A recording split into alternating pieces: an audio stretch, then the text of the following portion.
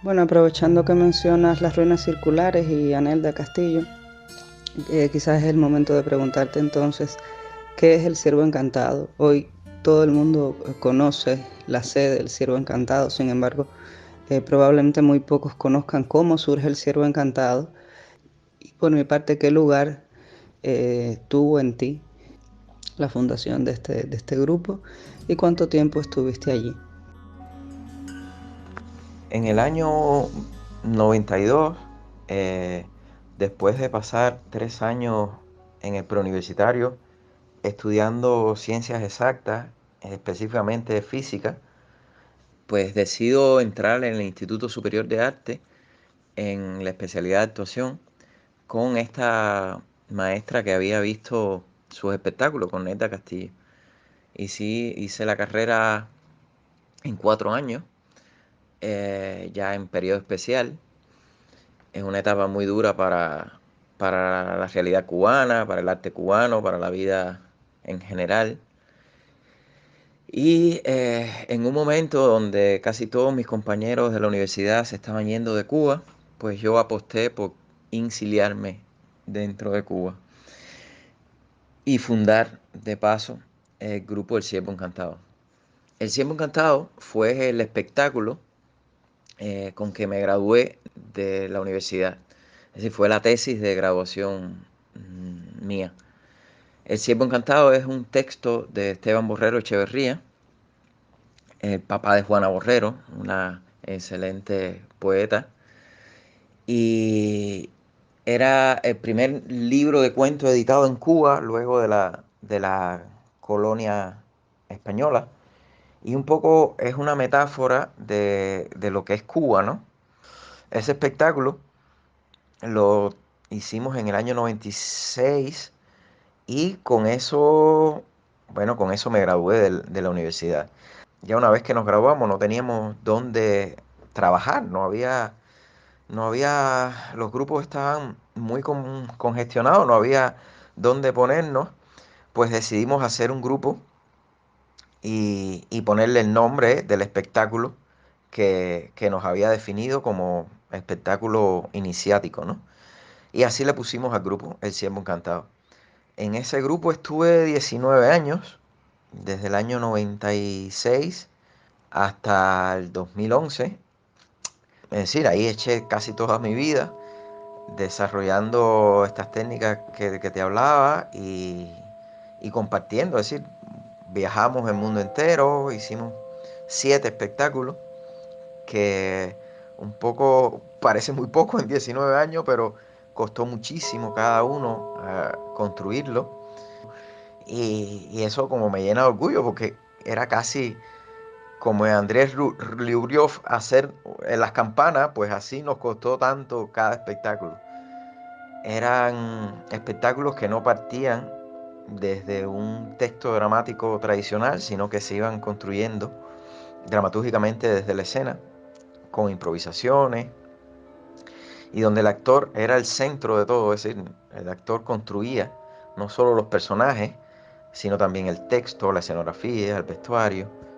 Hay un tiempo de crecimiento, hay un tiempo de que todo el entramado, es decir, el actor no solo propone el texto per se, también el cómo lo dice, también el resonador con que lo dice, el vestuario con que lo dice, la luz que ilumina ese texto. Es decir, hay una visión muy renacentista en cuanto a que todo converge en el actor. Es decir, el actor es artífice de qué luz está entrando, si es un cenital, si es un frontal, si es un rasante, de qué manera está entrando, y la luz es parte de ese concepto también preconcebido y redescubierto. Y en ese sentido es como una aventura, es decir, es como una especie de cruzada hacia lo desconocido, porque en definitiva uno no sabe hacia dónde va. Y estuve muchísimos años entrenándome en eso. Por eso, cuando llegué al cine, donde habían departamento de vestuario, departamento de maquillaje, me costó tanto trabajo, es decir, entender que cuando terminaba la escena, no me tenía que llevar el vestuario para lavarlo. Eso me costó la vida, es decir, era como pero por favor déjenme llevármelo, yo lo lavo, es parte de mí. Fue un gran aprendizaje desprenderme de eso y entender que realmente la vestuarista estaba creando o co-creando conmigo. Y en ese sentido, un poco de lo que hablaba antes en las preguntas anteriores. Hablas de construir el espectáculo no desde el texto dramático, sino desde la escena.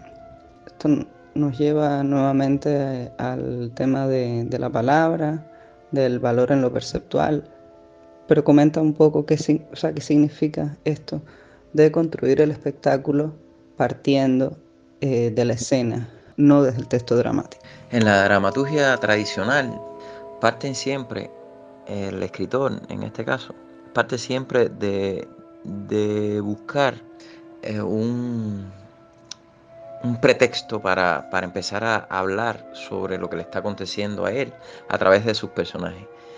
En este caso, el dramaturgo, el guionista, se queda con mucho más en el proceso que lo que el público ve. En ese sentido, eso siempre me pareció como muy fascinante. Es decir, quedarme con la mayor parte del iceberg, es decir, la que está debajo del agua.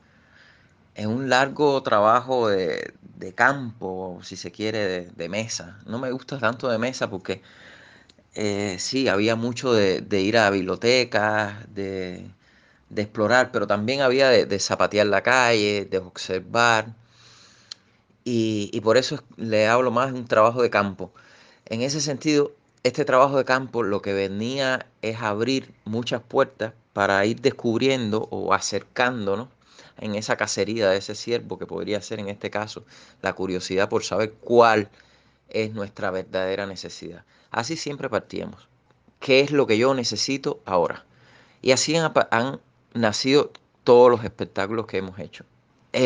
Cuando uno descubre qué tema uno quiere o le interesa, necesita explorar, empiezan a aflorar diferentes tipos de entrenamiento. Empieza siendo físico, pero en la medida en que pasan los años, también se entrena la sensibilidad, también se entrena la visión, cómo ver más allá de las cosas. Se juega, por ejemplo, nosotros nunca eh, nos permitimos ensayar repitiendo las escenas, sino que jugamos con los sentidos que hemos descubierto y con los enlaces. Y aparecen nuevos enlaces que no hacen más que nuevos enlaces entre las escenas, que no hacen más que mantener vivo la partitura. Es decir, cómo mantener un espectáculo vivo o los personajes vivos a pesar de que han pasado 10 12 años. Es decir, más allá de tener un repertorio abundante, hemos apostado más por la calidad de que esté vivo. Y en ese sentido ha sido la propuesta. Es decir, el trabajo con el texto o con los pretextos o con la frase, a mí me gusta mucho el concepto que tenía Severo Sarduy, eh, estructuralista del grupo Telquel, igual que Roland Barthes. Ellos hablaban un poco de cincelar la frase, ¿no? De trabajar la palabra como lo podría trabajar un escultor. Y en ese sentido hacemos lo mismo, es decir, uno empieza a experimentar, y cuando hablo de experimentar me refiero sobre todo al tema de ensayo y error, es decir, equivocarse, darse el lujo de equivocarse muchas veces, de empezar a desechar lo que te sobra con respecto a la luz, al vestuario, es decir, esto no me hace falta, esto no me hace falta, y te vas quedando como una especie de filtro con las cosas que realmente uno quiere. Y en ese sentido, eh, el texto dramático va creciendo de manera muy orgánica porque pasa de ser texto dramático a texto espectacular. Es decir, se construye desde la escena. Esto no quiere decir que no se parta de muchos pretextos, que generalmente, en nuestro caso, o en mi caso, nunca han sido textos dramáticos teatrales, sino que han sido obras literarias, entrevistas, comentarios que he escuchado en la calle, Esos han sido los textos o los pretextos que se han ido penetrando en ese especie de tejido que uno va elucubrando cuando está en el proceso de creación.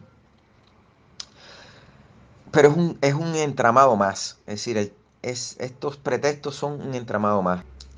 Al final, lo que queda, después de haberlo tamizado, pues lo que queda es el texto dramático per se, pero es al final donde se escribe, ¿no? Donde se redacta.